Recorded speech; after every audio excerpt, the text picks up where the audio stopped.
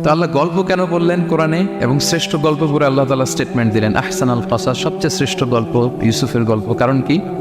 কারণ গল্প মানুষকে আকৃষ্ট করে। মানে নবী, আপনি তো পাগল হয়ে যাবে ওদের পিছনে ঘুরতে ঘুরতে, ওরা ঈমান আনে না কেন, ওরা জান্নাতি হবে না কেন, এত পেরেশান তো হওয়ার দরকার নাই। আপনার কাজ শুধু পৌঁছে দেওয়া। হেদায়েত দেয়া না দেয়ার মালিক কে? আল্লাহ। আল্লাহ তাআলা বলছেন নাহনু নাকুসু আলাইকা আহসানাল কসাসি বিমা আওহাইনা ইলাইকা হাযাল কুরআন ওয়া ইন কুনতা মিন ক্বাবলিহি লামিনাল গাফিলিন। নবী হে, আমি কোরআন থেকে ওহির মাধ্যমে, ওহি হচ্ছে সিক্রেট মেসেজ, এই সিক্রেট মেসেজের মাধ্যমে আপনাকে সবচাইতে শ্রেষ্ঠতম একটা গল্প শোনাচ্ছি। সূরা ইউসুফ হচ্ছে কোরআনের সবচাইতে শ্রেষ্ঠতম গল্প। এই পৃথিবীতে যত গল্প হতে পারে, আপনারা রবীন্দ্রনাথ পড়েছেন, আপনারা বঙ্কিমচন্দ্র চট্টোপাধ্যায় পড়েছেন, আপনারা কেউ শেক্সপিয়র পড়েছেন, আপনারা গোটা বিশ্বের বড় বড় সাহিত্যিকদের বই পড়েছেন। যত সাহিত্য হতে পারে, যত স্টোরি হতে পারে, যত গল্প হতে পারে, এমনকি কোরআনের অন্যান্য গল্পগুলোর চেয়েও এটা শ্রেষ্ঠ, অনন্য, অনবদ্য, আনপ্যারালাল। একটা গল্প যে কত নান্দনিক হতে পারে, একটা গল্প কত জীবন্ত হয়ে মানুষের চোখে ধরা পড়তে পারে, সেটা আল্লাহ তাআলা শব্দের, আরবি শব্দের বুননে, ভাষার প্রাঞ্জলতা এই সূরাতে ফুটিয়ে তুলেছেন। এত সুন্দর একটা গল্প। আল্লাহ তাআলা বলছেন আহসানুল কসাস, মানে সবচাইতে শ্রেষ্ঠ গল্প নবী হে আপনাকে শোনাচ্ছি। গল্পকে আরবিতে বলে কিসসা, এর প্লুরাল হচ্ছে কসস। তো কিসসা বললেই মনে করবেন না যে এটা খারাপ জিনিস। অনেকে বলে আরে উনি তো কোরআন হাদিস দিয়ে কিছু বলে না, খালি কিচ্ছা বলে। কিসসা কিন্তু কোরআনে এসেছে, অনেক নবীর কসস কোরআনে এসেছে। তো সেটা যদি কোরআন থেকে কিচ্ছা হয় বা ঘটনা হয়, স্টোরি টেলিং হয়, দ্যাটস গুড, অ্যাপ্রিসিয়েটেড, রেকমেন্ডেড। তো আল্লাহ গল্প কেন বললেন কোরআনে, এবং শ্রেষ্ঠ গল্প করে আল্লাহ তাআলা স্টেটমেন্ট দিলেন আহসানুল কসাস, সবচেয়ে শ্রেষ্ঠ গল্প ইউসুফের গল্প। কারণ কি? কারণ গল্প মানুষকে আকৃষ্ট করে। গল্প মানুষকে কি করে? আকৃষ্ট করে। অনেক সময় দেখা যায় যে আমরা যখন তাত্ত্বিক কথা বলি, মানুষ হাই তোলে, কেউ এদিক সেদিক তাকায়, একটা জীবনে জীবনে ভাব। কিন্তু যখন ঘটনা বলি, একটা গল্প যখন শুরু করি, তখন একেবারে নড়ে চড়ে বসে সবাই, মানে কি হইলো দেখি, শেষ পর্যন্ত কোথায় যে ঠেকে। তো এই জন্য আল্লাহ তাআলা মাঝে মাঝে আমাদেরকে গল্প শুনিয়েছেন। ইহুদিদের কাছ থেকে, মদিনা ইহুদিদের কাছ থেকে একটা প্রশ্ন শিখে আসছিল কুরাইশরা। ওই প্রশ্নটা রাসূল সাল্লাল্লাহু আলাইহি ওয়াসাল্লাম করেছিল যে বনি ইসরাইলের, হে মুহাম্মদ, বনি ইসরাইলের লোকেরা তো থাকতো কানাআনে, মানে প্যালেস্টাইনে। তো বনি ইসরাইল মিশরে আসলো কিভাবে? তুমি যদি সত্য নবী হও বলো। আবার কেউ কেউ বলেছিল যে ইউসুফ আলাইহিস সালাম, ইয়াকুব আলাইহিস সালাম, ওনারা থাকতো প্যালেস্টাইন, ওনারা মিশরে আসলো কি করে বলো। আবার সাহাবারা মাঝে মাঝে মক্কায় বলতেন, ইয়া রাসূলুল্লাহ, শুধু জান্নাত জাহান্নামের আয়াত, আখিরাতের আয়াত, তাওহীদ শিরকের আয়াত, এগুলো আমাদেরকে বলা হয়, কোনো ঘটনা কোরআনে বলা হয় না কেন? আমাদেরকে যদি একটা ঘটনা শোনাতেন আমরা ইন্সপায়ার্ড হতাম। এই চাহিদা, এই প্রশ্নগুলোর আলোকে আল্লাহ তাআলা অ্যান্সার হিসেবে সূরা ইউসুফকে নাজিল করেছেন। তাহলে শোনো আহসানুল কসাস, একটা গল্প কত মাধুর্যময় হতে পারে শোনো।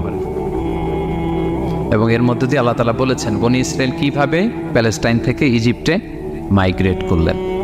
এভাবে অনেক নবীদের ঘটনা আল্লাহ তাআলা কোরআনে আমাদেরকে শুনিয়েছেন। আল্লাহ তাআলা বলছেন রুসুলান কদ কসাসনাহুম আলাইকা মিন ক্বাবলু ওয়া রুসুলান লাম নাকসুসহুম আলাইক।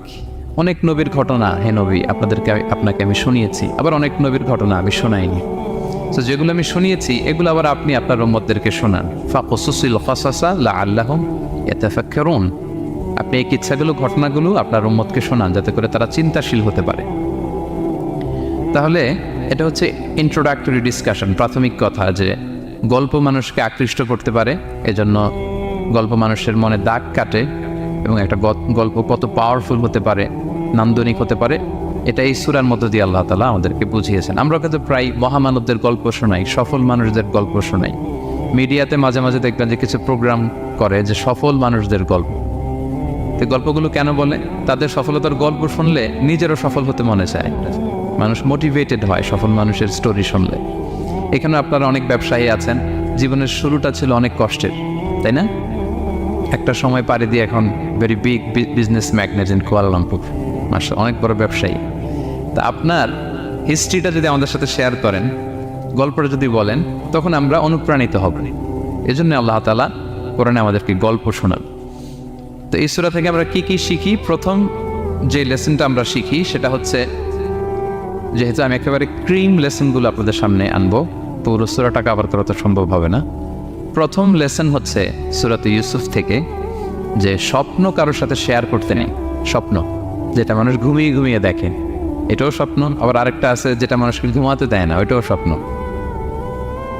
স্বপ্ন যেটা মানুষ ঘুমায় দেখে এটাও স্বপ্ন, আবার যেটা পাবার আকাঙ্ক্ষা মানুষকে ঘুমাতে দেয় না ওইটাও কি স্বপ্ন, ওটার ভিশন বলে। এই দুইটার একটাও কারোর সাথে শেয়ার করতে নেই।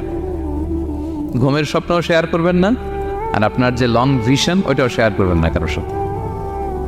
এটা হচ্ছে প্রথম লেসন, স্বপ্ন শেয়ার করতে নেন। ছোট্ট ইউসুফ আলাইহিসসালাম স্বপ্ন দেখলেন 11টা তারা, চাঁদ, সূর্য ওনাকে সেজদা করতেছে। এই স্বপ্ন দেখি তার বাবার সাথে শেয়ার করলেন ইয়াকুব আলাইহিসসালামের সাথে। ইয়াকুব আলাইহিসসালাম বললেন, লা তাকসুস রুইয়াকা আলা ইখওয়াতিকা ফায়াকিদু লাকা কাইদা। ইউসুফ, তুমি আমাকে বলেছো ভালো, কিন্তু তোমার ভাইদের বলতে যেও না আবার, তাহলে তারা তোমার প্রতি কি করবে? জেলাসি করবে, ষড়যন্ত্র করবে। আর নি'মাতু মাহসুদা, এটা পৃথিবীর চিরাচরিত নিয়ম। আপনি যদি কোনো ব্লেসিংস পান আল্লাহর পক্ষ থেকে, অন্যদের চেয়ে আপনি একটু ডিফারেন্ট হন, আপনার অনেক কিছু থাকে, এটা সবার ভালো লাগবে না। আপনার ভালো জিনিস সবার ভালো লাগবে না। আপনার এই ভালো জিনিসের কারণে অনেকে আপনাকে ঘৃণা করবে। সো স্পেশালি যদি কোনো ভালো স্বপ্ন দেখেন, অ্যাট দ্য সেম টাইম খারাপ স্বপ্ন যদি দেখেন, এটা আপনি শেয়ার করবেন না কারোর সাথে। কারণ স্বপ্ন এটা কেবলমাত্র মন মস্তিষ্ক প্রসূত কোনো বিষয় না। মুমিন জীবনে এটা অনেক অর্থবহ। মাঝে মাঝে স্বপ্নের মাধ্যমে আল্লাহ মানুষকে বার্তা দেয়, ইলহাম পাঠায় স্বপ্নের মধ্য দিয়ে। এজন্য বিজ্ঞ, প্রাজ্ঞ, শুভাকাঙ্ক্ষী কাউকে শেয়ার করা যায়। যার জ্ঞান নেই বা ব্যক্তিগত জীবনে পাপী, ভালো মানুষ নয় বা হিংসুক টাইপের, এদের কাউকে আপনার কখনো স্বপ্ন শেয়ার করবেন না। ভালো স্বপ্ন দেখলে শুকরিয়া করবেন আল্লাহর, আলহামদুলিল্লাহ, আল্লাহ কবুল করো। খারাপ স্বপ্ন দেখলে পানাহা চাবে আল্লাহর কাছে। সুনানে তিরমিজিতে একটা বাব আছে, একটা চ্যাপ্টার, বাব লা তাকুসুর রুইয়া ইল্লা আলা আলিম আও নাসিহ। ভালো আলেম অথবা শুভাকাঙ্ক্ষী ছাড়া স্বপ্ন কাউকে বলতে যেও না। অনুচ্ছেদের নাম, ছেদের নাম। এরপর এর কারণটা কি? কারণটা হচ্ছে ফাইন্না রুইয়া তাফাউ আলা মা তুআব্বা। স্বপ্নের ব্যাখ্যা যেমনটা করা হয় তেমনটাই হয়। তাই আপনি একটা স্বপ্ন দেখলেন, একজনকে একটা বললেন, সে হুট করে একটা ব্যাখ্যা দিয়ে দিল, ওইটাই হয়ে যাবে। এটা আপনার জন্য ভয়ঙ্কর হয়ে যেতে পারে। লা ইউহাদ্দিসু বিহা ইল্লা লাবিবান আও হাবিবা। আপনার শুভাকাঙ্ক্ষী, আপনার বন্ধু, আপনার ভালো চায়, এদেরকে বলতে পারে। কিন্তু যার এই ব্যাপারে জ্ঞান নেই, হুটহাট করে ব্যাখ্যা করবে, এরকম কাউকে বলা যাবে না। কারণ যেমন ব্যাখ্যা করা হবে তেমনটা হবে। ইউসুফ আলাইহিসসালাম ভালো স্বপ্নের ব্যাখ্যা জানতেন, ইয়াকুব আলাইহিসসালাম ভালো স্বপ্নের ব্যাখ্যা জানতেন, আল্লাহ রাসূল সাল্লাল্লাহু আলাইহি ওয়াসাল্লাম ভালো স্বপ্নের ব্যাখ্যা জানতেন। আবু বকর রাদিয়াল্লাহু তাআলা আনহু সাহাবীদের মধ্যে সবচেয়ে ভালো স্বপ্নের ব্যাখ্যা দেন। ইভেন রাসূল সাল্লাল্লাহু আলাইহি ওয়াসাল্লাম মাঝে মাঝে স্বপ্ন দেখে আবু বকরকে বলতেন, দেখি ব্যাখ্যা করো তো তুমি। তাবিঈদের মধ্যে মুহাম্মদ ইবনে সিরিন খুব ভালো স্বপ্নের ব্যাখ্যা জানতেন। এক লোক এসে মুহাম্মদ ইবনে সিরিনকে বলল যে, আমি দেখলাম আমার ছেলে পানি খেতে খেতে পেটটা এত বড় হয়ে গেছে। এই একই স্বপ্ন আরেকটা লোকও দেখলো, দেখে এক মূর্খের কাছে জিজ্ঞেস করলে, সে বলল, সর্বনাশ, এত বড় পেট হয়ে গেছে, তোমার ছেলে তো মারা যাবে। ঠিকই কয়েকদিন পরে ছেলেটা মারা গেল। আর একই স্বপ্ন দেখে এই লোক মুহাম্মদ ইবনে সিরিনকে জিজ্ঞেস করেছিল, উনি বলেছেন যে তোমার ছেলে তো অনেক বড় আলেম হবে। ঠিক তাই হয়েছে, ওই ছেলে অনেক বড় আলেম হয়েছে। তো ফাইন্না রুইয়া তাফাউ আলা মা তুআব্বা। স্বপ্নের ব্যাখ্যা তেমন হয় যেমন এটার ব্যাখ্যা করা হয়। রাসূল সাল্লাল্লাহু আলাইহি ওয়াসাল্লাম একবার স্বপ্নে দেখলেন যে তিনি, ওনাকে দুধ দেয়া হয়েছে, বাটিতে দুধ খাচ্ছেন, পরে আঙ্গুলের ফাঁক থেকে দুধ বেরোচ্ছে। এই সামান্য একটু দুধ রাসূল সাল্লাল্লাহু আলাইহি ওয়াসাল্লাম ওমরে ফারুককে দিলেন। সাহাবারা বললেন, মাযা আউয়ালতা বিহি ইয়া রাসূলুল্লাহ, এটা তাবিল কি? তখন বললেন, আউয়ালতু বিহি আল ইলম, এটা দিয়ে আমি জ্ঞান বুঝিয়েছি। মানে ওমরে ফারুকের আল্লাহ তাআলা অনেক জ্ঞান দিবে। স্বপ্নে কেউ দুধ খাচ্ছেন, এটা আপনার জ্ঞানের প্রতীক। রাসূল সাল্লাল্লাহু আলাইহি ওয়াসাল্লাম স্বপ্নে দেখলেন লোকজন দাঁড়ানো, কারো গায়ের জামা এতটুকু, কারো এতটুকু, কারো হাঁটু পর্যন্ত, আর ওমরে ফারুক জামা একেবারে টেনে নিচড়ে যাচ্ছে। তো সাহাবারা বললেন, মাযা আউয়ালতা বিহি ইয়া রাসূলুল্লাহ, এই স্বপ্নের তাবিল কি, ব্যাখ্যা কি? রাসূল সাল্লাল্লাহু আলাইহি ওয়াসাল্লাম বললেন, আউয়ালতু বিহি আদ-দীন আত-তাকওয়া, এটা দ্বারা আমি দিনদারি বুঝিয়েছি। মানে ওমরে ফারুকের দিনদারি অনেক বেশি। স্বপ্নে কেউ ছোট জামা দেখলে তার দিনদারি কমতেছে, এটার একটা আলামত। তো এই জন্য হুট করে স্বপ্নের কথা কাউকে শেয়ার করতে নেই। রাসূল সাল্লাল্লাহু আলাইহি ওয়াসাল্লাম ফজরের সালাতের পরে মসজিদে নববীতে সালাম ফিরিয়ে সাহাবাদের দিকে মুখ ফিরিয়ে বসতেন, তাসবিহ পড়তেন, এরপর জিজ্ঞেস করতেন, হাল রাআ আহাদুম মিনকুম আল বারিহাতা রুইয়া, গত রাতে কেউ কোনো স্বপ্ন টপ্ন দেখেছে নাকি? তো তখন সাহাবারা এই স্বপ্ন বলতেন, রাসূল সাল্লাল্লাহু আলাইহি ওয়াসাল্লাম ব্যাখ্যা করতেন। সুবহান, কত সৌভাগ্যবান ছিলেন তারা। তাহলে স্বপ্ন বলা যাবে নাকি কাউকে? শুধু মুরাদ ভাই বলবে না, বাকিরা বলবে? স্বপ্ন বলবেন কাউকে? না। খুবই শুভাকাঙ্ক্ষী, আপনার একেবারে ক্লোজ ফ্রেন্ডস, তাকে বলতে পারেন। আর অনেক বড় আলেম যিনি ভালো ব্যাখ্যা করতে পারবেন, আপনাকে গাইড করতে পারবেন, তাকে বলবেন। এছাড়া বলা যাবে না। আর খারাপ স্বপ্ন তো বলাই যাবে না, আল্লাহ তাআলার কাছে পানা চাইতে হবে। তাহলে ঘুমিয়ে ঘুমিয়ে যেটা দেখি এটা কারোর কাছে বলা যাবে না। আর যেটা পাওয়ার আকাঙ্ক্ষা মানুষকে ঘুমাতে দেয় না, ওইটাও একটা স্বপ্ন। বলে না যে আমার জীবনের স্বপ্ন আমি এটা করবি, এটাও স্বপ্ন। এই ভিশনও শেয়ার করা যাবে না কারোর সাথে। আপনারা তো ব্যবসায়ী মানুষ, টিপস শিখাই দেয় কিছু। বিশাল বড় একটা কিছু প্রজেক্ট নিছেন, শুরু করার আগে আপনি বলে ফেলছেন শেষ, আর এটা হবে না। দেখবেন যে এখান থেকে কনস্পিরেসি, ওইখান থেকে শত্রুতা, ওইদিকে এটা করছে ওইটা করছে, আপনি আর আগাতেই পারবেন না। দুঃখজনক হলেও সত্য, আমরা বাংলাদেশিরা তো এগুলো তো অভ্যস্ত। সবার মধ্যে কম বেশি জেলাসি কাজ করে ন্যাচারালি, আমাদের বাংলাদেশিদের এটা আরও বেশি। আমি আমার প্রায় আলোচনাতে বলি যে আমাদের জাতীয় খেলা হাডুডু হওয়ার কারণ হচ্ছে এই খেলার ধরনটাই এমন, একজন সামনে যেতে চায়, 10 জন পা ধরে পিছনে টানতে চায়। তো একটা গল্প শুনেছিলাম এরকম, যে এক লোক জাহান্নাম ভিজিট করতে গেছে। এক এক দেশের লোকদের জন্য এক এক জাহান্নাম, প্রত্যেক জাহান্নামের উপর একজন রক্ষী ফেরেশতা। দেখতেছে একটা জাহান্নামের আশেপাশে কোনো রক্ষী ফেরেশতা নেই। তো বললো যে সব জাহান্নামের উপরে রক্ষী ফেরেশতা যাতে বেরোতে না পারে কেউ, এই জাহান্নামের কোনো রক্ষী ফেরেশতা নাই। এটা কোন দেশের? বলতেছে এটা বাংলাদেশের জাহান্নাম। কেউ যদি কোনো রকম বের হইতে যায়, বাকিরা টেনে আবার টুকায় ফেলবে, বেরোয়া যাবে না এখান থেকে। তো এটা নাকি বাংলাদেশের জাহান্নাম। এটা জাস্ট একটা মজার ছেলে গল্প করলাম আর কি। তা আপনি আপনার ভিশন শেয়ার করলে বিপদে পড়ে যাবেন। আপনি প্রপার হোমওয়ার্ক করবেন, গ্রাউন্ড ওয়ার্ক করবেন, কাউন্সেলিং করবেন, প্রজেক্ট দাঁড় করাবেন, লঞ্চিং প্রোগ্রামের দিন সবাইকে জানাবেন।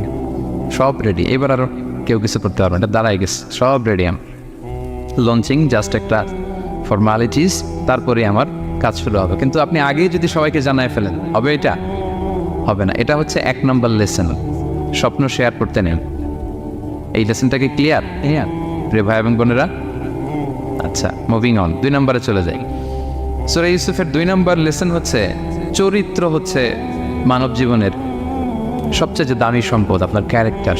আমরা ছোটবেলায় পড়েছি না যে when money is lost, nothing is lost, health is lost, something is lost, character is lost, সব শেষ।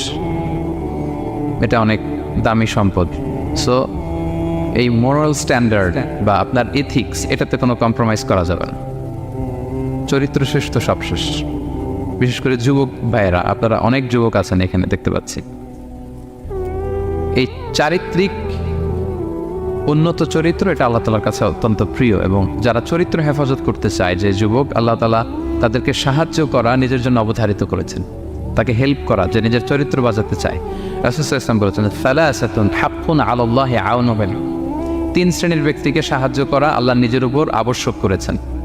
এর মধ্যে এক শ্রেণী হচ্ছে ওয়ান্নাকিহ আল্লাযী ইউরিদুল আফাফ, এমন যুবক যে বিয়ে করে নিজের চরিত্র হেফাজত করতে চায়। সেম গোস টু ফিমেল, নারীদের ক্ষেত্রেও একই কথা।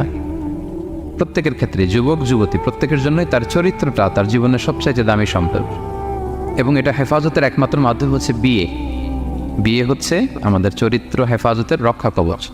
এবং রাসূল সাল্লাল্লাহু আলাইহি ওয়াসাল্লাম যুবক যুবতীদেরকে উদ্দেশ্য করে বলেছেন যে ইয়া মা'আশারাশ শাবাব, হে যুবক যুবতীরা, মান ইসতাতা'a মিনকুমুল বাআতা ফালিয়াতাযাওয়াজ, তোমাদের যাদের সক্ষমতা আছে তোমরা বিয়ে করে ফেলো। টাইমলি ম্যারেজ আমরা সবসময় বলি, সময় মতো করতে হবে। ফাইন্নাহু আগাদ্দু লিল বাসার, বিয়ে করলে দৃষ্টি সংযত হয়। ওয়া আহসানু লিল ফারাজ, প্রাইভেটস এটা হেফাজতে থাকে, লজ্জাস্থান। ওমান লাম ইয়াস্তাতি', যদি কারো সক্ষমতা না থাকে, ফাআলাইহি বিস-সাওম, সে যেন রোজা পালন করে। ফাইন্নাহু লাহু বিজা, এটা তার জন্য ঢাল স্বরূপ। তাহলে অন টাইমে ম্যারেজের কথা রাসূল সাল্লাল্লাহু আলাইহি ওয়াসাল্লাম আমাদেরকে বলেছেন। এবং এই যৌবন এটা কিন্তু একটা হিউজ এনার্জি। ইয়স, আপনাদের নাম অত দিয়েছেন কি Bangladeshi young business community Malaysia presents. তো আপনারা হচ্ছেন সবাই এখানে যুবক, তাগড়া যুবক।